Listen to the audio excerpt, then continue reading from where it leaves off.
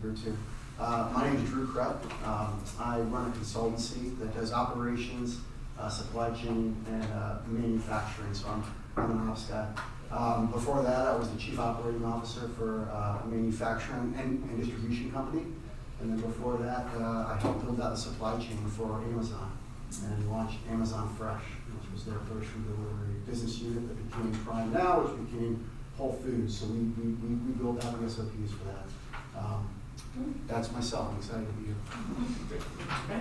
Thank you guys. My name is Christine Machado, and I have a real estate appraising background, operational excellence background, and worked for large banks and large data companies.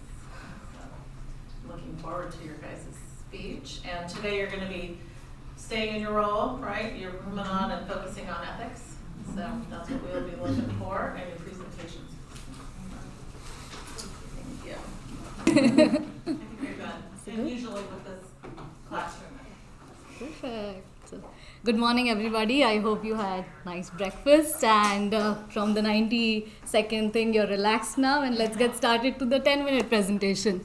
So, yeah, good morning, and a very warm welcome to you all from the Green Gators Consulting. So, we are here with PG&E. For those who have no idea about what PG&E does, let me just tell you that if you know the Golden Gate Bridge and the lights that were on it, so PG&E provides electricity to the Northern Californian region. It's been there for over 100 years now, and it's been helping us brighten our household, and we really appreciate that. So talking more about the company, let me tell you about their mission statement. They're proud enough to say that, and I strongly believe in their belief, that goes on saying that they're creating affordable, safe and clean energy for their consumers. So the consumer base for PG&E is 16 million. So you understand how difficult it is to handle that.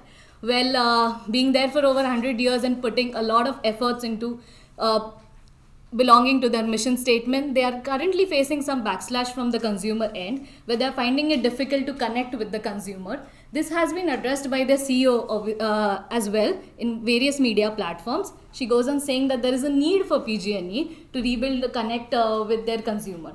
So we are here to provide that need. So we are here with PG&E Consumer Connect. We are trying to bridge the gap between PG&E and its consumers. Well, to give you some additional info, we had a constructive discussion yesterday with the board of directors of PG&E. Drew was also present there, and we are really happy with the feedback that you guys provided. Well, working on the feedback, Drew, I would like to say that we have taken your feedback into consideration. Our application is now targeting not only the middle and lower income groups, it's also going on with the upper class. So what we are trying to do ethically as a company, as Green Gator Consulting, is that we are trying to incorporate and reach out to as many as environmentally conscious consumers out there. Secondly, and this is a great announcement that's coming from PG&E, and I'm really happy that Drew would be happy to listen to this. The app is now free of cost. So the $2 fee that we spoke about, that we found that we connected, and we really appreciate the support that PG&E and its board of directors gave us, that to make this app free of cost. Earlier we had a $2 fee, and this is the best ethical decision, I would say, that PG&E has taken in order to gain its customer trust back. So I believe with this discussion, with this decision in the financial area as well, PG&E has shown that it is capable of taking a step towards a greater sustainable and environmentally friendly future. Alright, Consumer Connect is more than just an app. It is a movement towards a sustainable and ethical energy consumption and making energy affordable to all of the people out there in the Northern California.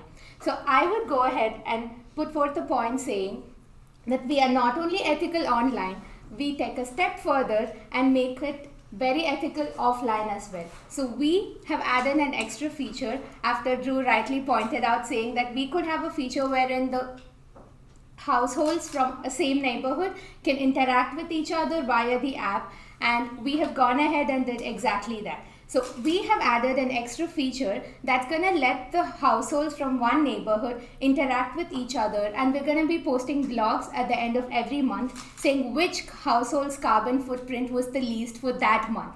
So that way we're promoting healthy competition, and I'm pretty sure all of us can use some healthy competition, right? So we are going to promote ethically sustain healthy competition and make sure that we are going to promote the fact that we're measuring carbon footprint, and the least carbon footprint that a household leaves behind, they're gonna go under the gold star rating, and obviously that's gonna motivate all of us to do better, because if my neighbor can do it, so can I.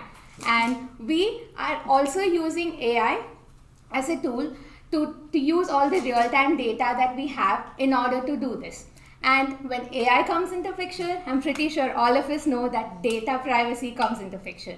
And we are very happy to announce that we very well abide by the Californian laws when it comes to data privacy. Because we, as a part of Green Getters Consultancy, want to make Consumer Connect as ethical as possible and make sure that we safeguard the data of our consumers, because that is the way in which we regain the trust back, as the CEO of PG&E rightly pointed out.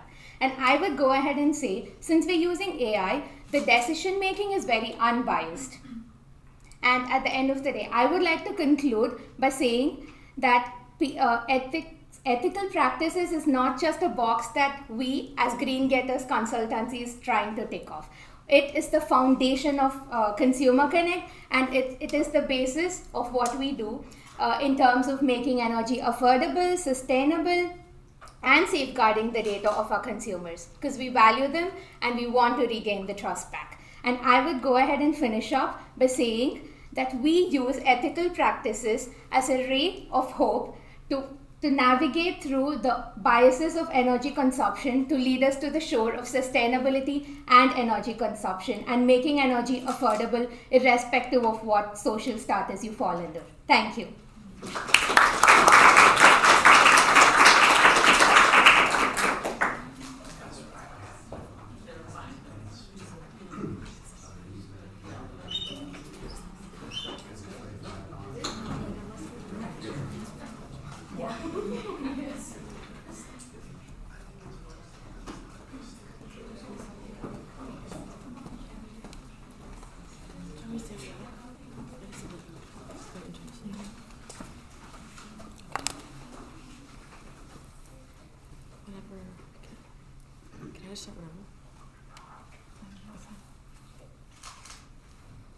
All right, thank you. Welcome, GreenVogue Advisors. Thank you. Good morning, Ralph Lauren Board of Directors. Thank you so much for having us back today. My name is Sarah Bodowitz, and we are the GreenVogue Advisors. Alongside me are my colleagues, Lara and Latia. Today we will be elaborating on our ethical recommendations for Ralph Lauren, as well as incorporating some of the feedback from yesterday. So to start off, it's important to understand the key problems in our industry in order to provide some ethical solutions. Our first problem that we'll be addressing is overproduction and waste. Ralph Lauren produces approximately 12,000 tons of undiverted waste each year, and oftentimes this undiverted waste ends up in landfills or to incinerators to be burned. The waste pollution ends up impacting communities of color disproportionately, and these communities of color are not even contributing to the problem at all. Another important key factor to consider in this is the lack of garment traceability and circularity. We believe that Ralph Lauren can leverage the use of technology to improve on these situations with our 3 solutions. Our first solution is RL for Good, the second is RL for Data, and the third is RL for Life. Our first recommendation, RL for Good, will ensure that Ralph Lauren can trace and track the journey of their garments. And implementing this data on Ralph Lauren's Purple Label and Signature Collection will enhance their ability to track their garments throughout its life cycle.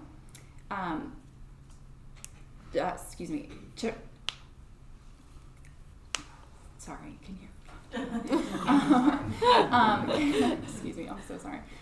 Track its products throughout its life cycle, manage their products in the secondhand market, and ensure that they can gain access to data to trace and track their products through its life cycle, and it can through tracking and traceability to ensure circularity throughout their portfolio. Of course, implementing this technology can be expensive, but ethical frameworks demand that Ralph Lauren, because they are part of the problem, are also part of the solution. But with any new technology, the issues, ethical issues are, of course, going to be raised. How do we manage the consumer data and ensure that it's used responsibly, and consumer identities are not improperly paired back, improperly identified with the product? Ralph Lauren will be responsible for ensuring that the data and what is communicated, or what is collected, how it's used, and its communication with its consumers is communicated. And as well, it's similar to the way that we would use cookies when you access a website. Consumers will be able to opt in or opt out of the level of data that they want to share. And Ralph Lauren will be responsible for communicating that with their consumers to ensure that they're not only abiding by the upcoming European regulations for product traceability and digital product IDs, but also the data protections across the world. Right. So as my colleagues mentioned, the overproduction epidemic in the fashion industry leads to waste that is both environmentally and ethically unsustainable. It is predicted that by 2030, in just 6 short years, the fashion industry is expected to increase their carbon emissions by up to 50%. With Ralph Lauren contributing about 1.3 million tons annually through their supply chain to this problem, they have a real responsibility to mitigate these environmental challenges. Our solution, RL for Data, enables the use of AI technology to predict demand more accurately and forecast trends, reducing overproduction and therefore waste. In order to mitigate the environmental challenges associated with data production and data processing, companies such as Vespine Energy are developing technology that is utilizing methane emissions from landfills and transforming those emissions into clean energy that is specifically designed to mitigate. They're specifically designed to provide energy for data processing facilities to mitigate their carbon footprint. A partnership with a company such as Vespine Energy for Ralph Lauren would allow them to utilize this AI technology without contributing to furthering the problem of the environmental unsustainability of data processing. Additionally, to mitigate the legal and ethical risks of AI technology through data privacy concerns and biased data sets, we recommend that Ralph Lauren partner with companies such as Norna AI, a Swedish-based tech company that is able to access real-time, real-world data, real-world public data that is able to also analyze underrepresented markets and provide outputs that are more inclusive. We also recommend that Ralph Lauren, while remaining in alignment with laws in the countries that they operate in, should also perform more regular audits of their data processes and implement more robust access measures for their technology in order to ensure that the technology that the data that they're gathering is being responsibly sourced and being kept safe. And we believe through implementing data and technology in these ways that Ralph Lauren has the opportunity to be a pioneer in the sustainable fashion markets and lead by example and combine their idea of timeless design with ethical and responsible production. So as my colleagues mentioned, we are now in a time where consumers are becoming increasingly skeptical of sustainable business practices. The key element to solving all this is transparency. 39% of consumers said that they're more likely to buy a product that is transparent with them. And 73% of consumers said they're willing to pay more for a product that is totally transparent with them. We believe Ralph Lauren can capitalize in this space by offering honest, informative, and clear marketing messages with their consumers on their sustainability journey and on their product sourcing.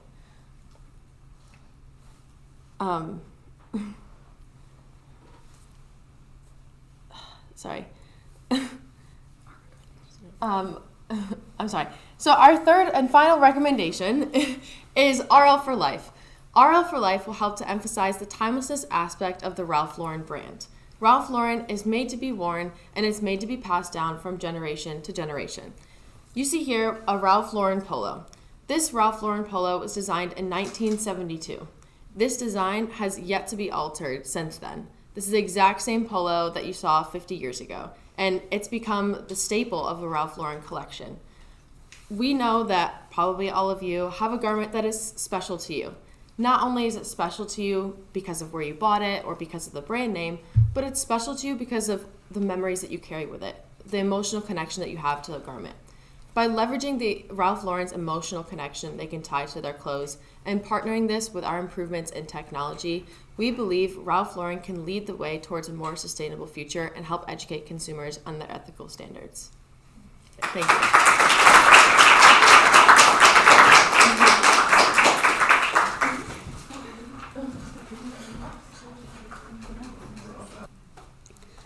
Thank you for giving us the opportunity to delve a little deeper into the ethical considerations of our initiatives that we had presented yesterday that directly relate to the Atacama Desert. Himanshu, Mansi and myself, Soumya, are the Conscience Catalyst consultants, and today we will be highlighting our initiatives and the reasons why it is necessary to realign our best practices so that they focus more on the robust sustainability practices that is so essential in today's world. Imagine this, a vibrant desert, scorching heat, but it turns into a graveyard of textile. The Atacama Desert is a striking image for us because it tells us that clothes that cannot be sold don't just go away. In June 2022, there was a massive clothing dump in the Atacama Desert that caught fire. A young woman named Maria cries helplessly because her newborn infant was breathing the toxic fumes that were released by the melting plastic, and there was no way that she could protect her newborn baby.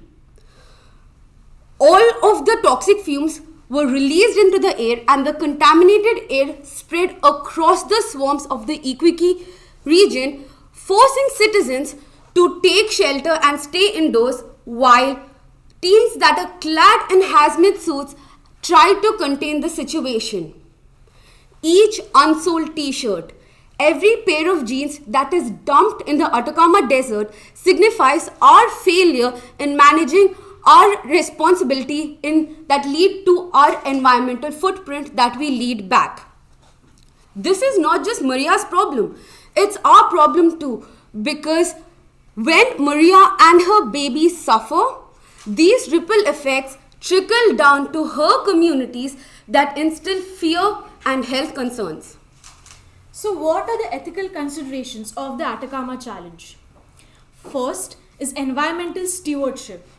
We at H&M, we know that this is our core duty to ensure that we are operating in a way that is sustainable and equitable, and this is in direct alignment with our core values. Second, it's about justice and equity. Even though there's an influx of inexpensive clothing in the IBESCC region, that boosts the local economy as well as provides affordable clothing, it is important to understand the long-term effect. 60% of these clothes that come to the IBESCC region are actually unsellable and unsalvageable and finally end up in the dump. We need to think about the long-term impact and the justice and the equity of communities much like Maria. And third, it's about transparency and consumer autonomy. We as H&M need to operate our business in an ethical fashion that is up to the standard and is transparent for our consumers so they are aware of the knowledge and the information and they can make conscious choices. Just a short walk across the Atacama Desert, it is very evident that the profound impact that we have made. And thus, H&M not only has to mitigate the damage, but has to rethink their impact from ground up. And that is exactly what our three-pronged solution is planning to do. First is with the efficient buyback program. we are ensuring that we are reducing the waste, we are closing the loop and moving towards a more circular economy. Second is being transparent and providing the consumers the choice of making their own decisions that align with their values.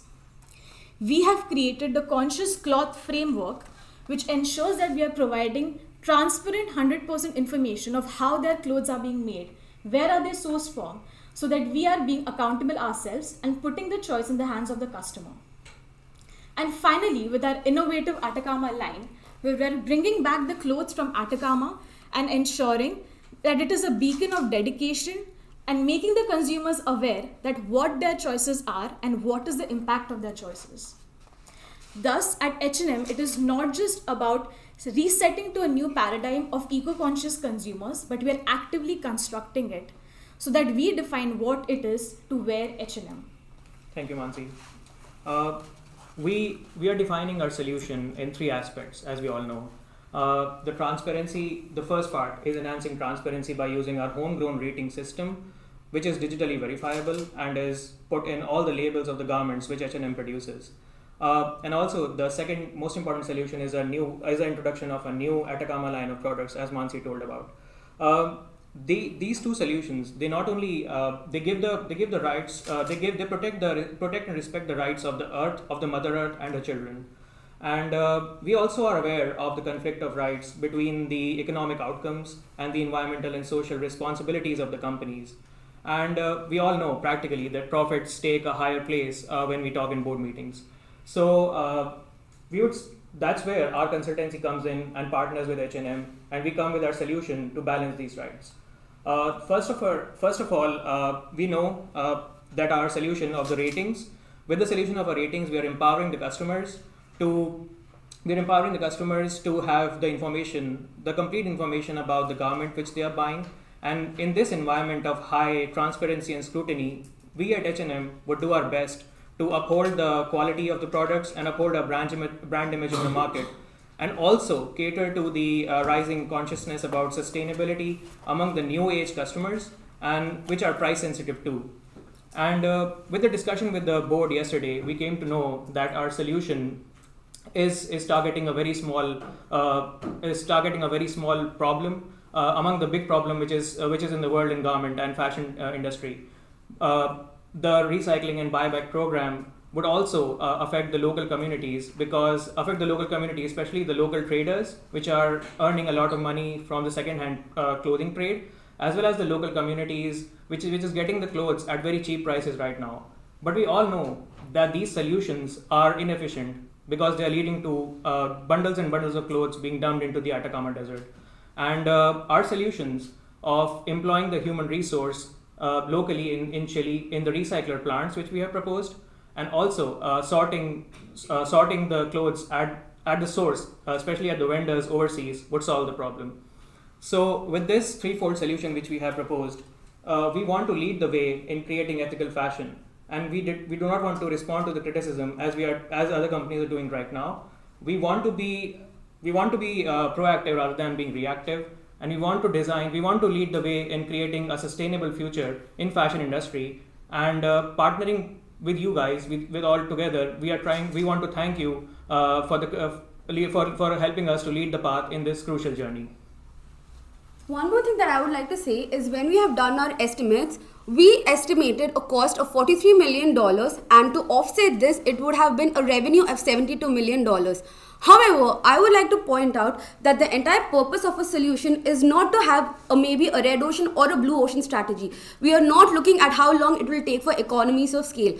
We want to do the morally right thing, which is the reason I would like to tell you that the next time you buy a new t-shirt, think about where it is coming from, what is its cost to you, and what is its cost to the earth. Thank you.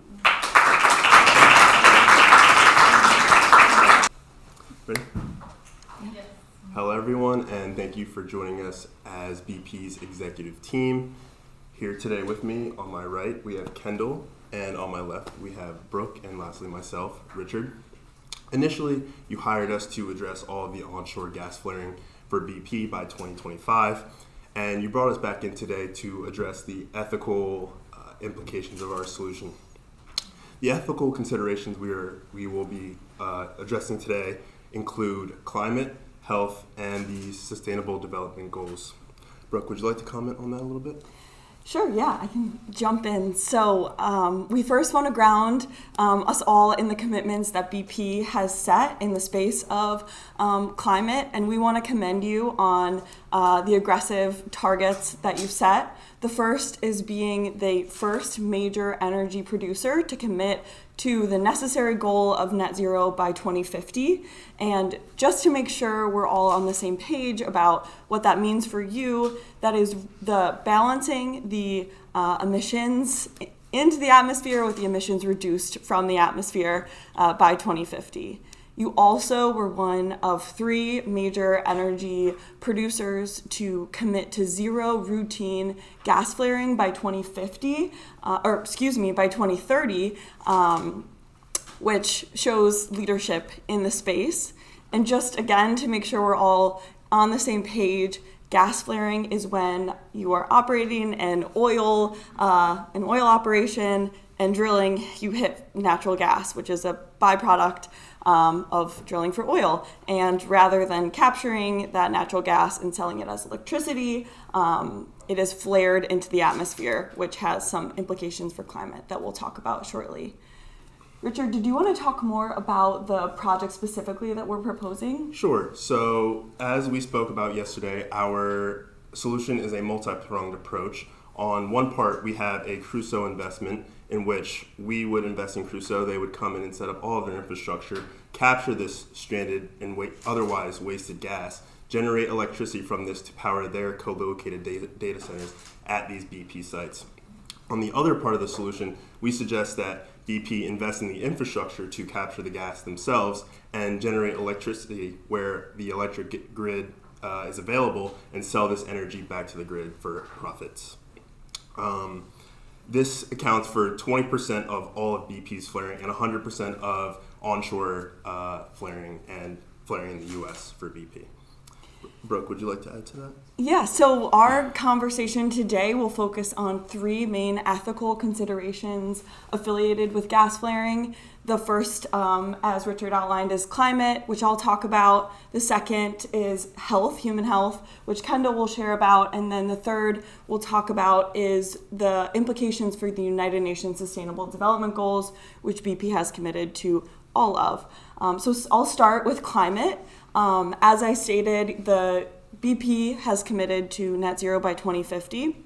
And on that plan to net zero by 2050, Aim 1 includes reducing all Scope 1 emissions, especially direct carbon and methane emissions. Gas flaring is a huge contributor to BP's methane emissions. In fact, gas flaring is comprised of 80% methane, which is 28 to 34 times more potent than CO2. So methane is a huge contributor to global temperature rise. It accounts for 30% of all global temperature rise, and 29% of that 30% is attributed to natural gas systems. So gas flaring is material to BP being able to reach its net zero goal by 2050, which is why we're so focused on managing this gas flare. To go a little bit further, our project that Richard outlined manages 220,000 metric tons of methane annually, which is a huge number. To put that in perspective, in terms of annual social cost, that is $308 million in annual social cost. And that's based on a calculation of the specific methane that we'll be managing with this project. It's based on a report from the EPA on non-carbon greenhouse gas emissions. It includes climate-related risks, how they might influence frequency and severity of natural disaster, flood risk, risk to property damage, risk to energy systems, risk to human health, specifically related to climate. So that 308 million social costs of this methane that you're currently emitting, which we will be managing, has a lot of climate implications that will be handled. Kendall, do you want to talk more about the health implications? Yeah, for sure. Thank you so much, Brooke.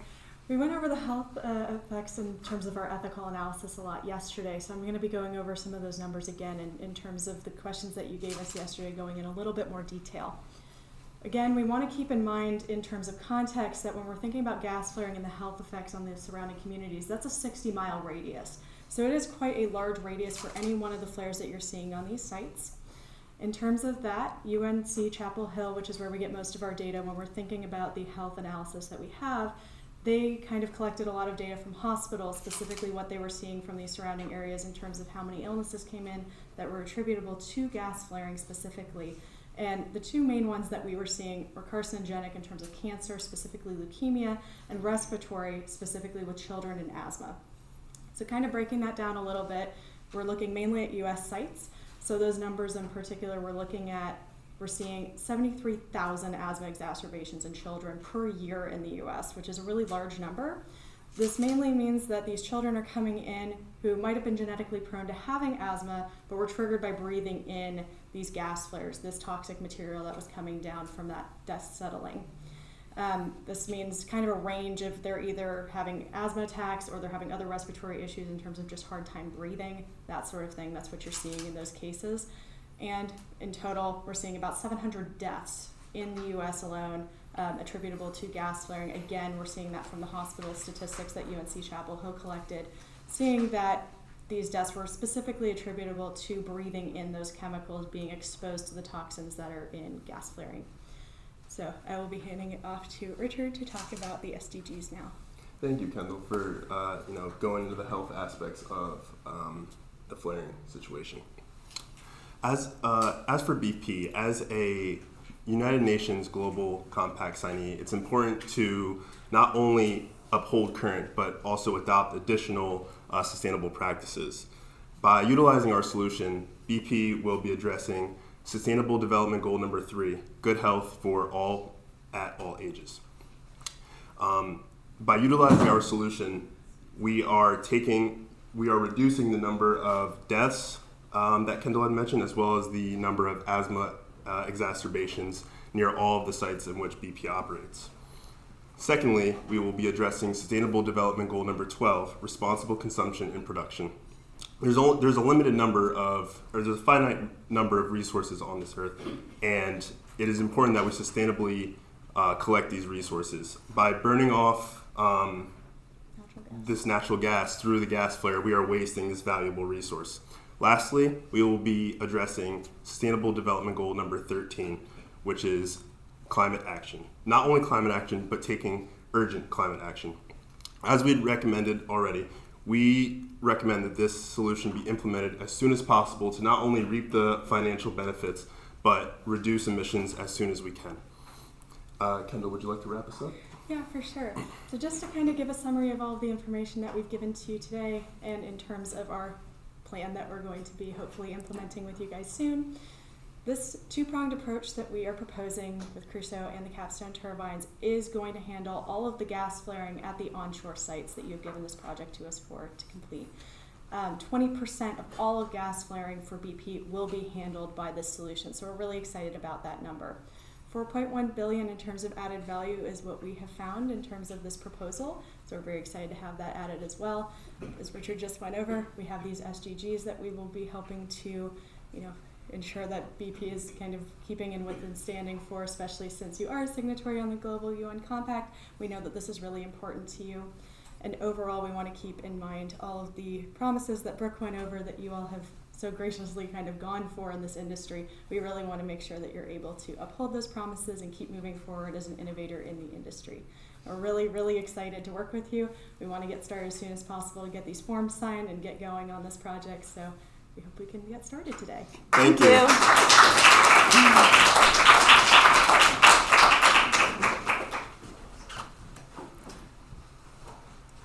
We're embracing a new mission to be 100% clean by 2050, and by reducing our greenhouse emissions by 100%.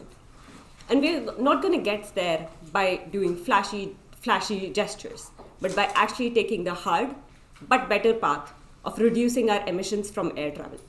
When our CEO said this statement, he made a decision that we are actually going to move away from traditional jet fuels take up sustainable aviation fuel and actually contribute to sustainability and be ethically responsible.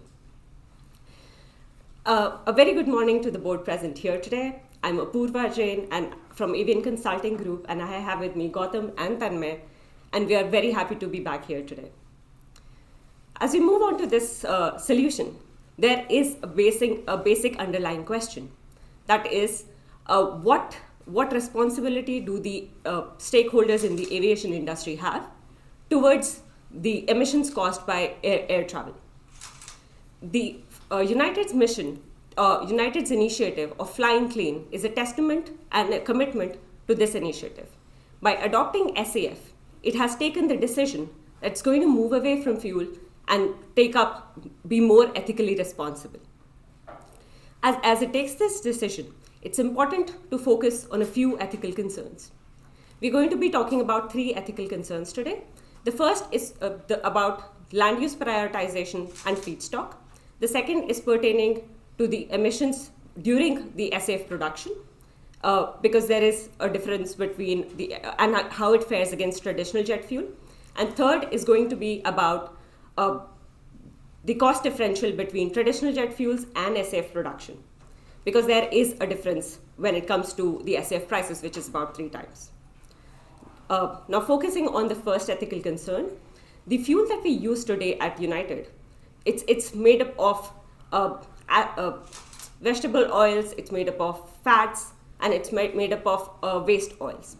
But there are other sustainable aviation fuel feedstock which are being considered, which are food-based, like sugarcane, like sunflower, so it is our ethical responsible duty to move away and focus on the 2nd and 3rd generation aviation fuels, which are made up of non-food food stock, like woody biomass.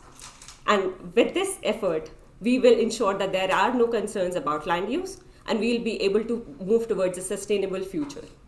For the second concern, I would like Tanmay to take over. Thank you, Apurva. So, by adopting SAF, United aims to reduce its Scope 1 emissions. However, in the grand scheme of things, Scope 2 and Scope 3 emissions, which account for emissions coming from secondary sources, indirect sources, and supporting activities, should be taken care of. United has brokered partnerships with all major players in the SAF industry, and it hopes to have an oversight over the production practices in this industry. It hopes to support companies by investing and advocating for greener technologies and sustainable methods in their production, and also hopes to lend a helping hand to the upcoming startups in the space. When it comes to SAF production, presently, it is done through using feedstock which relies on organic waste from the agriculture industry.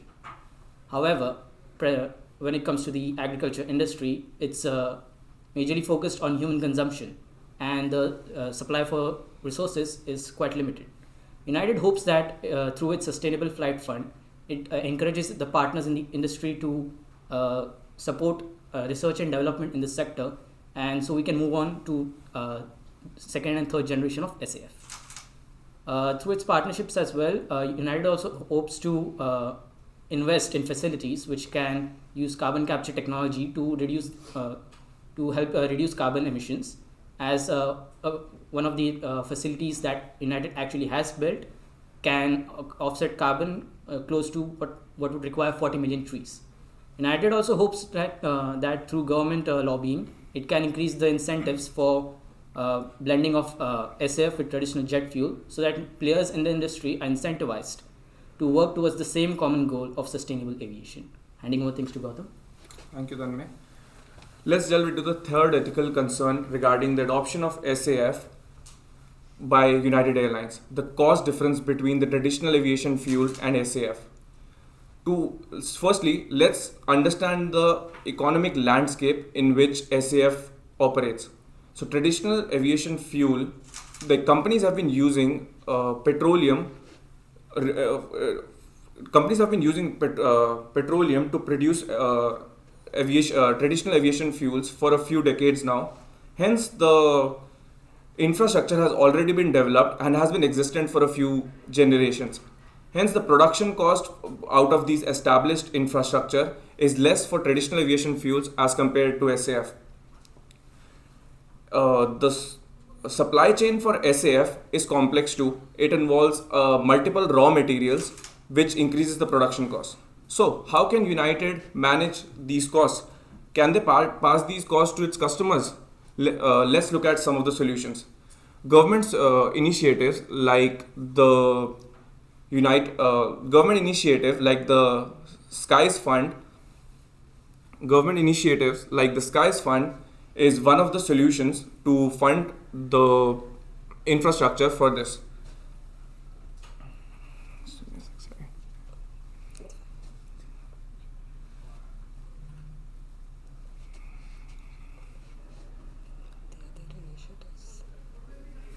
So let's move on to the other initiative.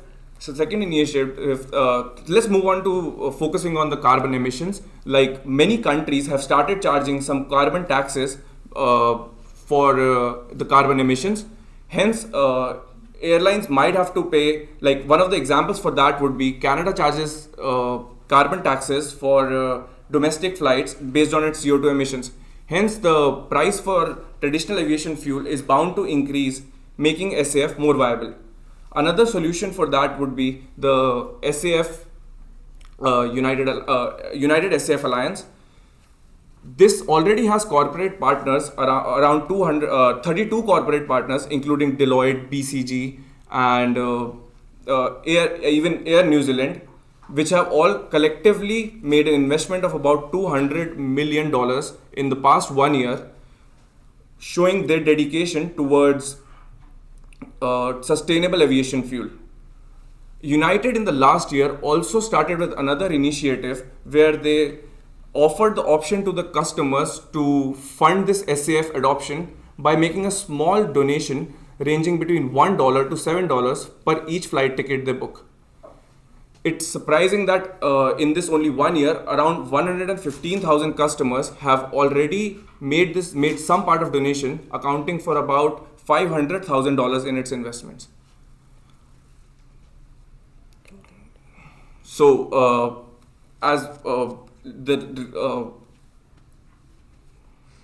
navigating through these ethical dilemmas with compassion and with integrity, and with support from the customers and the entire stakeholders, let's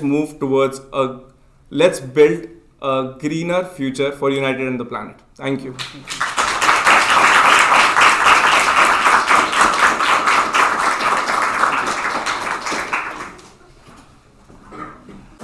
All right, so we're gonna do some feedback. So the way that this rubric is working here is there's obviously feedback on the content of the ethical dilemma and how you plan on solving it, and then there is feedback on just presentation skills, which is that's important to talk about, right? The second one, presentation skills, that's very, in my mind, opinionated, right? It's what we think of how it was presented. Did the message come through? And obviously, were you guys acting as a team? So I'm not going to go through feedback of each team for the first few points.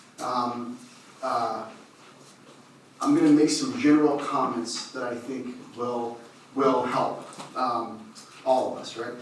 So from an ethical standpoint, I think that the line between ethics and sustainability is extremely thin, right?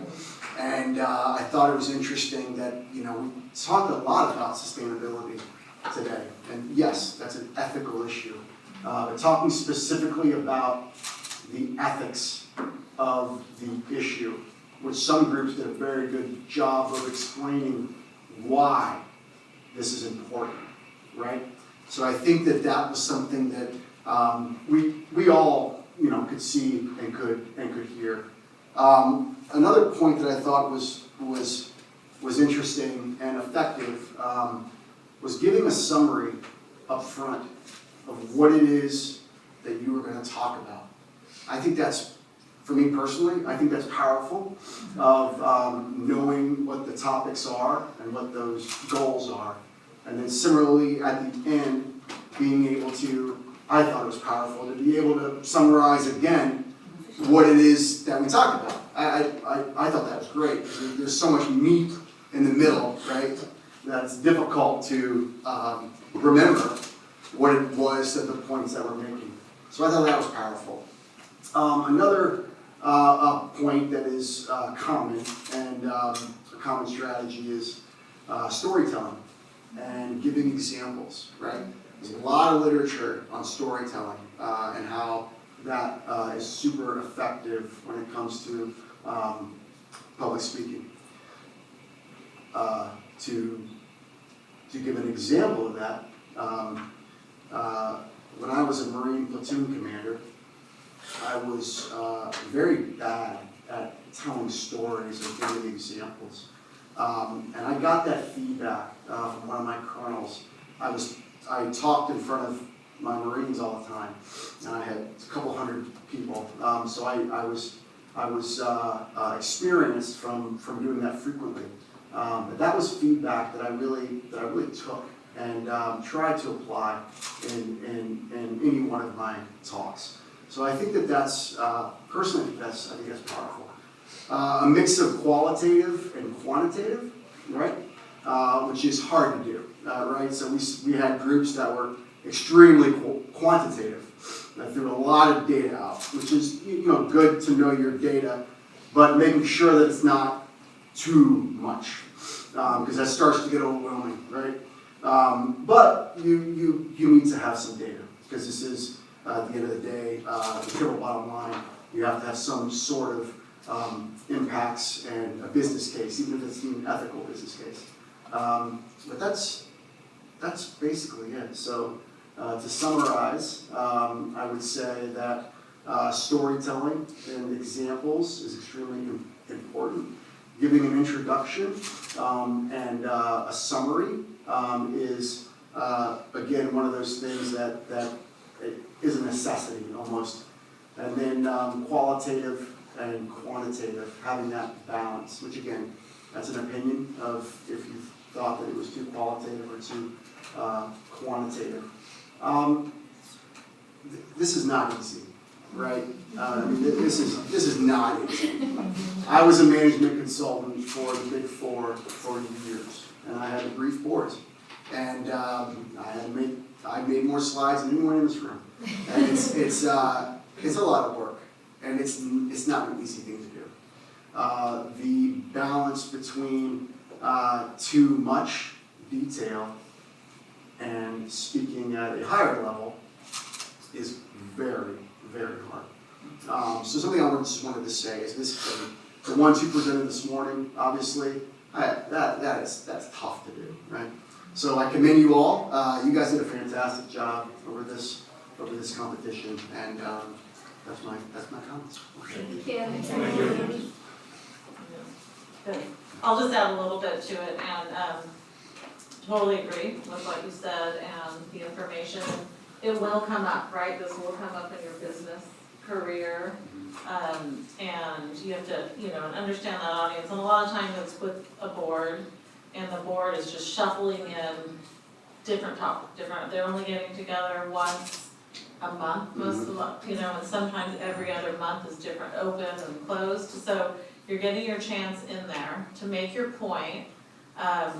Too much information can be difficult for them to retain. And so some of you, I started to write some notes and I had to stop because you were moving on to the next topic. So I really think like the beginning, middle, and end is such a good idea, because first, just a really quick, what you're going to talk about, give us a second to think about it. Somebody provides some of the data, the details, gets a little bit deeper into the woods on the same distinct break out the topics, and then the other person can recap it with the points you want us to remember, to call you back, right?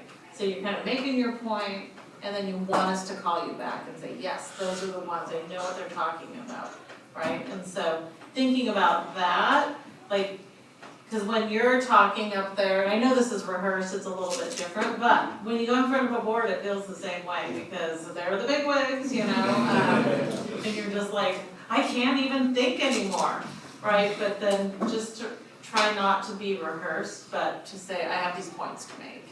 And look at people to say, oh, they're getting it, so I can move on. If not, maybe add another anecdote, but yeah, but I thought you guys did so good for what this is. Obviously, you know, if it was your real life thing, you would know it even more, right? So you guys did really good on your research and providing us the detail. So, good job. Thank you. I want to add one more point that we saw a lot of examples of this morning and today. Body posture and body language, right? Isn't that, it's powerful to see, right? Someone who just rocks it and someone who's, you know, extremely nervous, or where to put your hands, right? How you stand. There's these things that when you see them, you can see that. There's some really good books.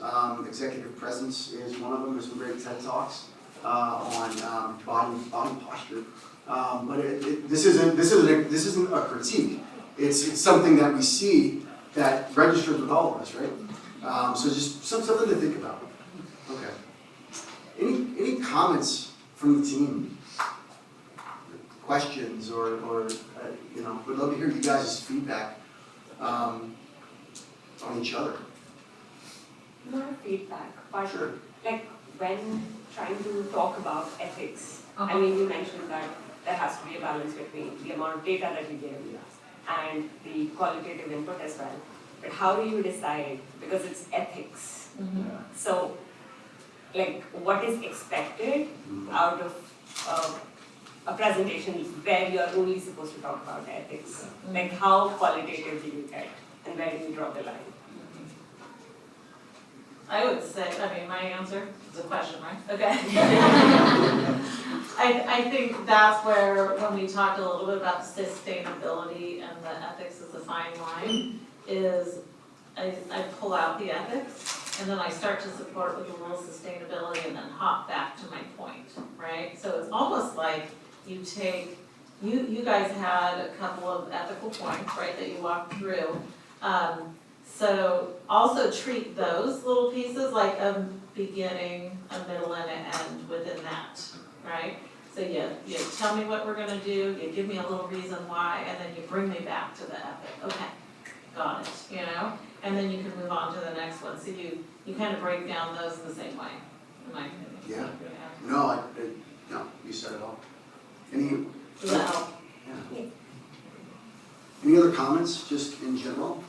It's a great time to share. I think for the 90-second, I think we all did great, honestly. I feel bad for the judges because every single speaker that went up there, I'm like, oh my gosh, he's getting better and better. Unfortunately, I went one of the first ones, so I'm like, oh. But I just think everyone, their public speaking skills came across, regardless of the approach and how they frame things. I think we all did a really good job during that portion. Yeah, absolutely. 90 seconds goes by pretty quickly. Yeah. I wanted to add, Sure. for the 90 seconds. So that's not really how that is. Like today, this is how it is in front of a board. You're gonna have board sitting here. This is exactly how it's gonna be. Yeah. The 90-second is not gonna be a stage, but it's gonna feel like it because you're gonna. If you've ever gotten in the elevator and the CEO is there, which I have had that happen, and you feel like you're on a stage, right?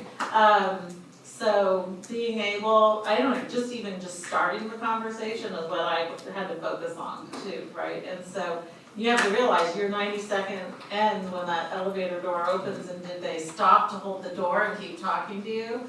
Or did they see you later as the door closes? So that's kind of your goal, is to, even if they have to go, is want them to invite you back, right? To have a deeper conversation. So.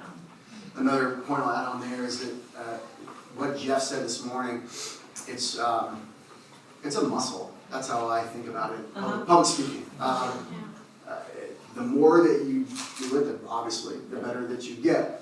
Conversely, you can lose it as well if you're I've had jobs where I've had to talk to people, hundreds of people, and I've had jobs where it's been more analytics and desk work.